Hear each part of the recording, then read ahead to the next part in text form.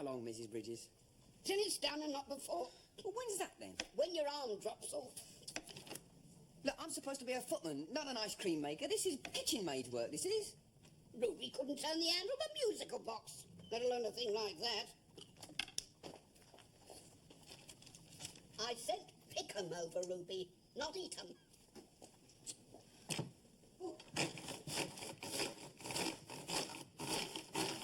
Blinking organ grinder, that's me. All I need is a monkey on this. Watch it. So what? Strawberries? The very idea. Take away any little flavour they have got. Now, when I was a girl, strawberries did have flavour. Now, so much rotten wool wadding. Oh, I'm sick and tired of not cooking. Something cold, Mrs. Bridges, she says. How I long to get my hands on a nice leg of mutton. Oh, you don't want gas going this weather, Mrs. Bridges, with all suffering. I don't want that thing going anyway. What are we having tonight, Mrs. Bridges? Salmon, same as them. Oh, no, not again. I don't like it. Then you'll go hungry. If I leave this in the larder another day, it'll walk off on its own 2 feet. Are we off for ice, Mrs. Bridges? Oh, it's in the sink, Mr. Hudson, what's left of it. Thank you. Oh, Edward, go and remove one place from the dining room. There'll only be 2 for dinner tonight. Oh, rat! The master will be dining out, Mrs. Bridges, at his club.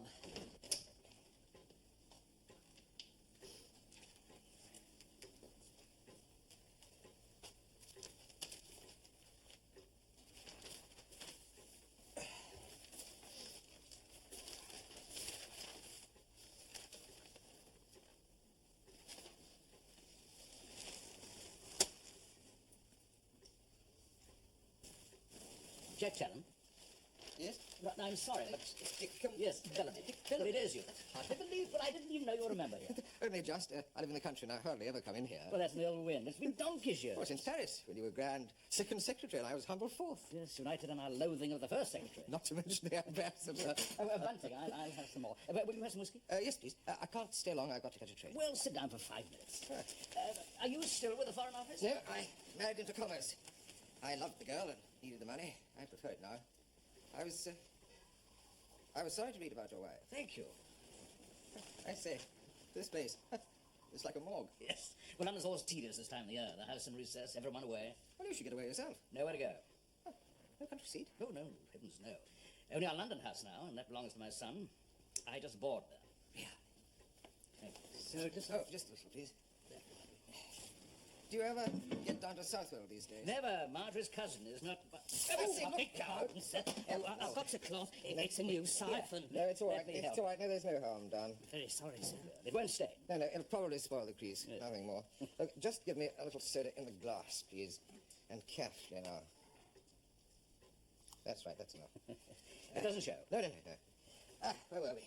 Oh, yes, about your situation. Yes. Well, it's really none of my business. Well, I'm now one of those impoverished widowers with a small income and precious little capital. Oh, it's rotten for you. Tell me, Dick, do you ever gamble on the stock exchange? Shares, consols? Oh, never. All a mystery to me. Guess what? I must be getting to the station. Well, can't you dine and go later? I'm on my own now. Alas, no, my chairman is coming for the weekend, and as he also happens to be my father-in-law, I must be getting back. Well, it's been good to see you. We'll meet the next time I'm in London. We must. Yes. Goodbye. Goodbye.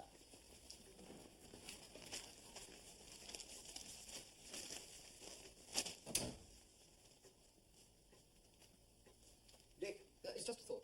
Yes, that's it. I'd like to give you a tip, if I may. Well, thank you, Jack, but I never back horses. No, this isn't a horse. Any spare cash that you do have, anything you can raise, buy Cartwright's Engineering. They're a motor car firm. Might just ease your situation. Well, that's very kind of you, but surely all motor car firms are as dead as the dodo. Even I know that. Too much competition for too small a market. Isn't that what they say? Sorry, Jack. You will be sorry if you don't. Do you mean that? I promise you. But there is one thing that you must promise me. For reasons which I can't disclose, you must not mention to anyone that I told you to buy them. It must be absolutely confidential. Word of honor. I must begin.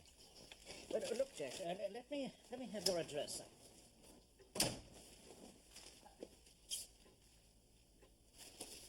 Cartwright Cartwright Engineering. Aye, that's right, Jock.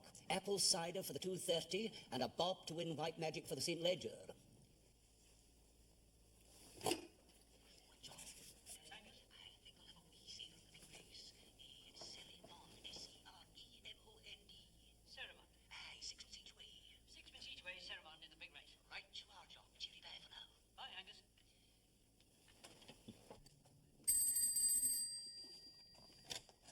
Hello?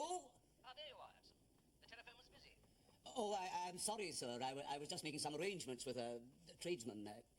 Yes, well, that's quite all right. I want you to get me a telephone number, Chancery 2214. Very good, sir.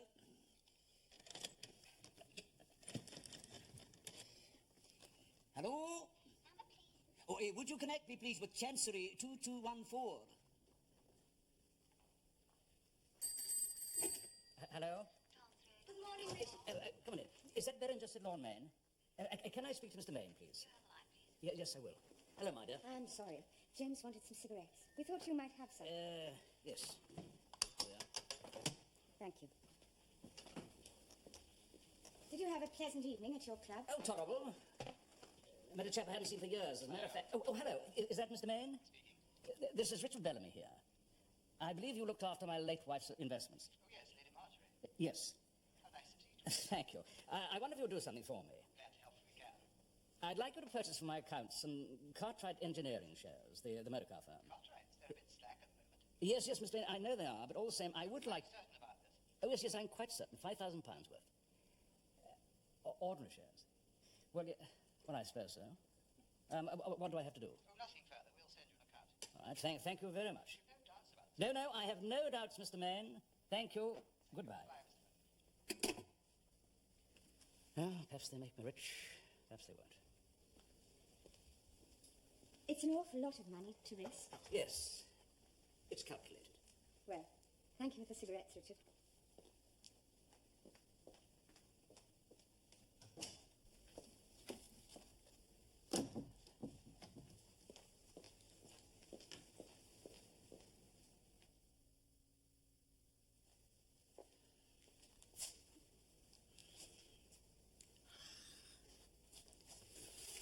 Thank you, Joe. Yes, Hudson. You'll do it just as well as Lux. Thank you, sir, though might I suggest a new one? Oh, certainly not. One only buys a new hat for a general election, not for the first day of a new session. Will you be requiring your coat today, sir? It is cooler this morning, Richard. No. Plenty of time for coats and collars. Thank you, Hudson. Now, my dear, can you spare my compliments and study? Yes. There's some bills for you and James. Now, that's the coal merchant. There's bills from Wilson's, the garage. That's where James's motor car was sent to me by mistake. I'll see to them. 3 little maids on a wheel.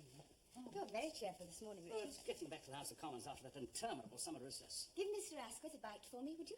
I'll do that. And I'm going to my tailor to order a new suit. Splendid. Oh, Father. Didn't you say you bought some of those Cartwright Your Engineering? motor. Look.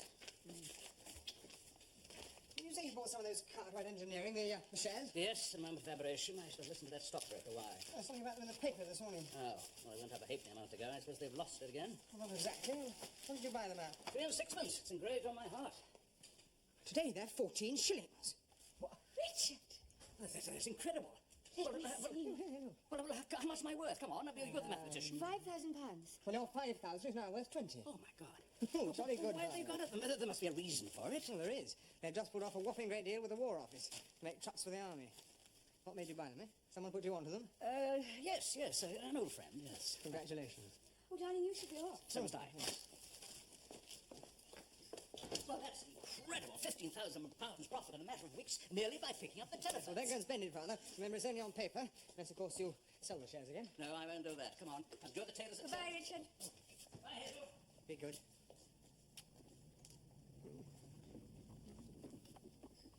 Bye, James. Goodbye, sir.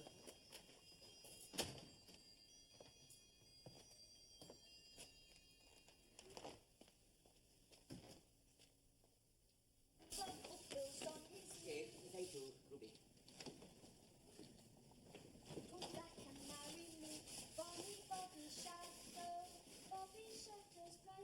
Am I to be gone then? Both of them, Mrs. Bridges, the old and the new. And both in a fairly cheerful mood for a change. Well, that's just as well. The tradesman's book's higher than ever. I know what it'll be. We must cut back, Mrs. Bridges. Must economise. Oh, I don't think we're as hard up as all that, Mrs. Bridges. Gentry's always hard up when it comes to paying bills. Especially them as wasn't born to it. Mentioning no names, but you see where my thoughts fly. Even the master's not exactly hard up. Not today, Mrs. Bridges. Oh, what's he been up to then? Born in the crown jewels? What are you so full of cream for? He's had good news, Mrs. Bridges. Although naturally I can't say what. Yes, you can, and yes, you will. Yeah. She can't hear. Even if she could, she wouldn't be able to understand.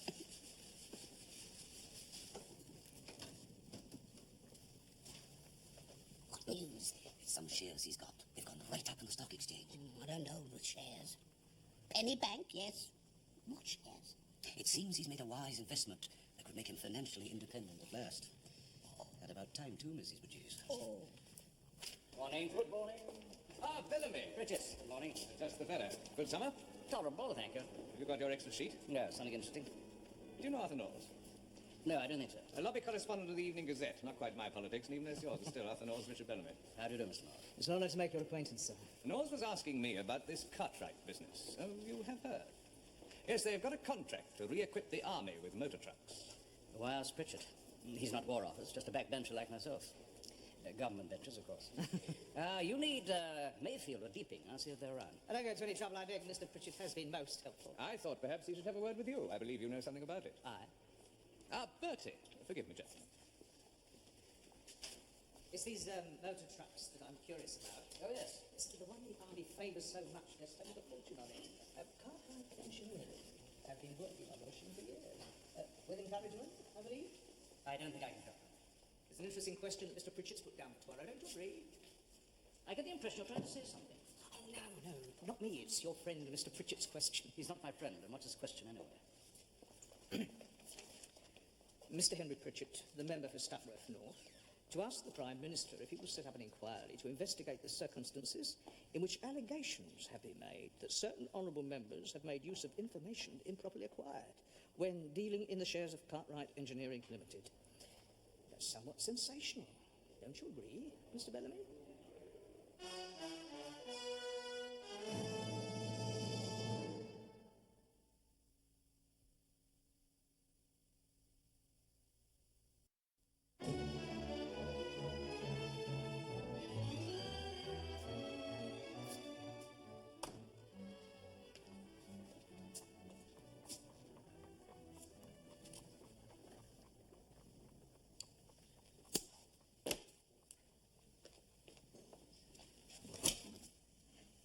No tea late, Mrs. Bridges. I haven't had time. That ruby's out. There's a pot on the range if you're dying of thirst. Where have you been, girl? Shopping on Elizabeth Street to fetch Mr. Hudson's evening papers. Shop? Think you've been to the printers and printed it. Oh, thank you, Ruby. Thank you. You've been talking to soldiers? Oh, no, Mrs. Bridges, I wouldn't dare. I shouldn't think they'd want to neither. Well, go on, get the tea laid up. She's listless, that Ruby.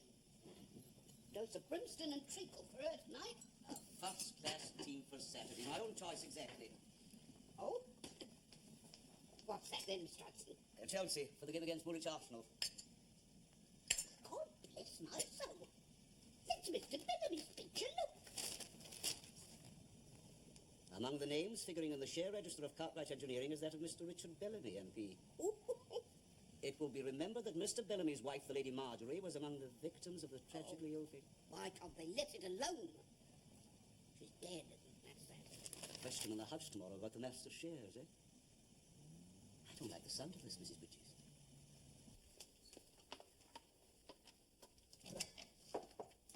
Hazel? Back to my old job as your secretary. I didn't expect you so early. How was the house? Oh, it was fun to be back in harness. Oh, do you want some tea? No, thank you. I must telephone the stockbroker before he leaves his office. Your valuable shares? Yes, well, I might as well get rid of them while they're high. But will I be a bull or a bear? I never know. A bull, I think. Suppose they go any higher? I rather hope they don't. Spoken like a socialist. Why? Oh, Richard. Oh. Some idiots put down a damn full question about them. Oh? Had me worried for a moment, but it's nonsense. Still, might as well get rid of them. And be done with it. Excuse me, sir, I thought perhaps you ought to see the evening newspaper. Evening newspapers, but early, isn't it? It's my own copy, sir. Oh, well, that's very kind of you, Hudson. Thank you, Hudson. Oh, Hudson, would you get me a telephone number? Chancery 2214. Very good, sir.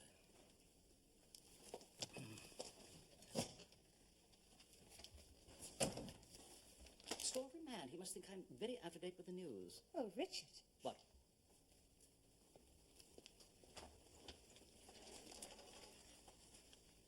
God almighty. Your number, sir. Cancel it, please, Hudson. Very good, sir. Our friend Pritchett seems to be out for my blood. In God's name, why?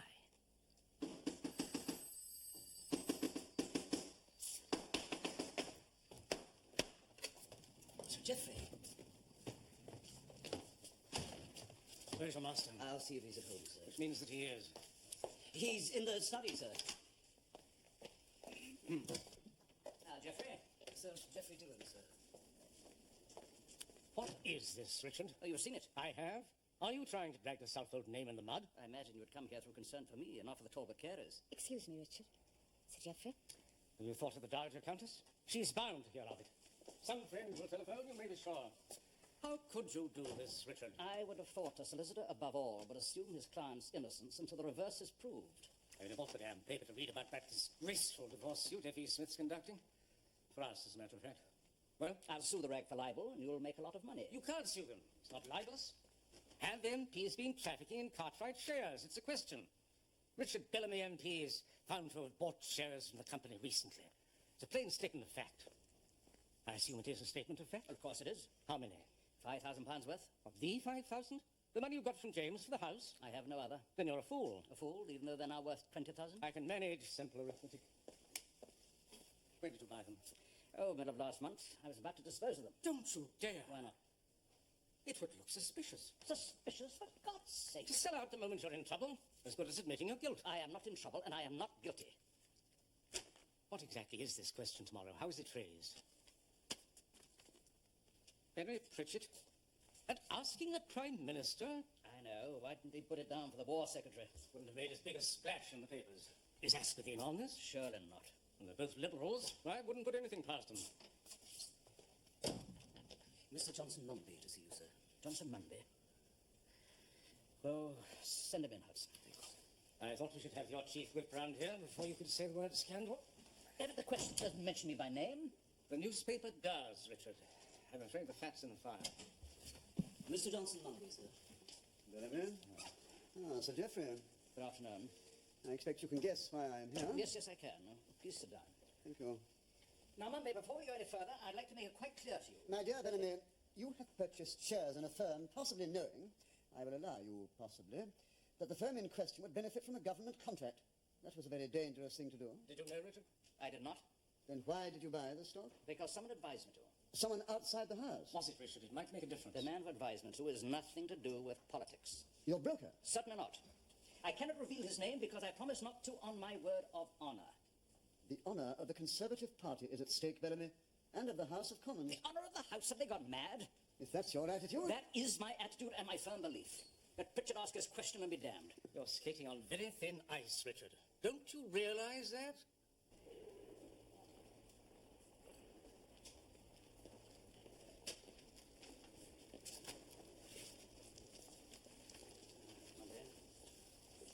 Good morning. I would like you to arrange a meeting for both of us with the leader, if you would. I wouldn't advise it. The morning's newspapers make unpleasant reading. Yes, they say much to offend, while offering nothing in the way of fact. Any further developments? Yes, one. Through his chief whip, the Prime Minister has done us the courtesy of showing us his reply to Pritchett's question. Which is?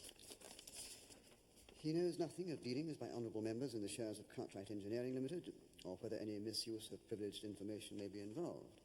But he wishes to inform the honourable member for Stutworth North that he proposes to appoint a select committee to look into the matter. Select committee? He set one up in '93 in similar circumstances, when he was Home Secretary. the Featherstone affair. It worked very well. It will be my duty to instruct you to appear before the committee to answer their questions. Why not a full-scale trial at the Old Bailey?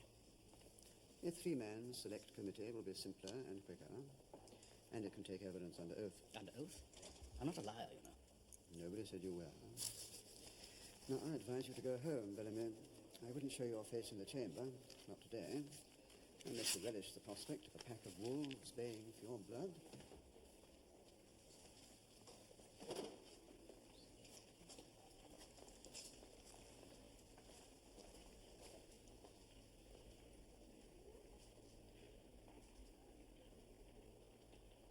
But she said she was going out to luncheon. No, she's not, Mrs. Bridges. That's right, she's going to visit Amara. I heard her say so. Edward, what on earth are you doing with those flowers? Well, she likes the way I do them. She said so. Oh, make a nice little wife for somebody, you would. More than you would. Oh, chop and change, chop and change. The pavement outside is thick with people. Gawkers. Yes, gawkers and newspaper men, Mrs. Bridges. Mrs. Bellamy's quite right not to run their gauntlet. Well, it'll just have to be the raised pie I made. There's no choice. If she wants a share of our stew. They're only there because his name's in the paper. You know, she should have let me call the police. Well, I should have thought they would have come before. Him, a member of Parliament, and that rabble outside. They won't throw a bomb, will they? It's to the member's address book. In the old porter's cubby-hole. Wait here. That I knew something of the War Office hopes for Bulldog, I have no wish to deny. And I was not deceiving the committee in saying otherwise. It had simply gone out of my mind. I admit that in July of this year, I was the possessor of the capital sum of £5,000, without, to be frank, hopes of any more. While pondering over this, I came across an old friend I had not seen for many years. He was named because his advice was given to me in the strictest confidence I am unable to disclose. Well, were we to believe in this man's existence, which we must question, another question would have to be answered. How much did this individual know, and how did he know it? Then I can only be right to protect his name. Yes, I think you are. Though at what a cost. There seems nothing more to be said on either side, so we will adjourn and consider our report tomorrow. Sir Geoffrey. I found out the name of the man at the club. Have you, by George? Yes. Are you sure? I hope so. Where's Richard? Oh, he's in bed. He's very tired. Well, who was it? A man called Challow. Jack Challow? Where's the who's who? Over there. I wanted to talk to you first, before I telephone No, you. no, don't telephone. If you were going to come forward, you'd have done so by now. His address is Hill Green Hall, near Taunton.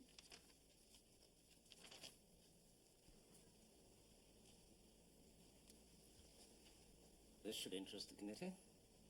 Now, you told us the other day that it never occurred to you to ask this man his reasons for advising you to buy the shares. That is right. You knew, and indeed you made it clear to the Chief Whip and to myself, that this was not a man involved in politics. Yes, Did you know if he was involved in business? I knew that he was a businessman. Now, I'm going to suggest to you that this man is a senior director of Cartwright's, that he is married to the daughter of the company's chairman, Mr. William Cartwright, and that his reason for demanding your discretion was that he knew of the contract with the War Office about to be signed by his firm, and that he could be in breach of city ethics by tipping his company's shares at that time to anyone. What am I supposed to say to that? You are under oath to answer questions put to you here truthfully, and I shall ask you one more question, which you must answer truthfully. What is your question? Is the name of the man who advised you to buy those shares John Stuart Challen? Yes. And may God and Sharon forgive me.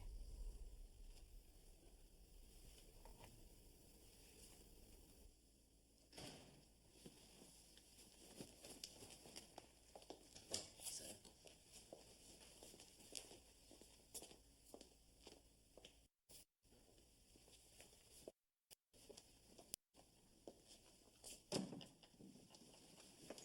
Richard?